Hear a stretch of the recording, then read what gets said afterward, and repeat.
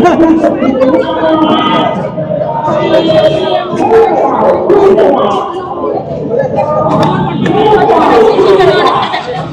সালমান শাহর জন্য আমার শুধু সব টাকা শেষ, বাড়ি ঘর বেঁচে সব টাকা শেষ।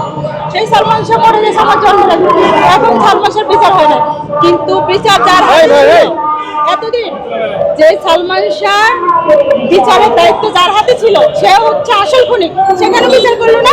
আমরা তো জানি না, তাই না?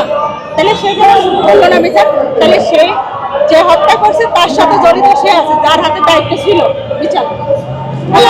আচ্ছা আপু, সালমান শাহ নাকি আপনার স্বপ্নের নায়ক, একটু বলবেন?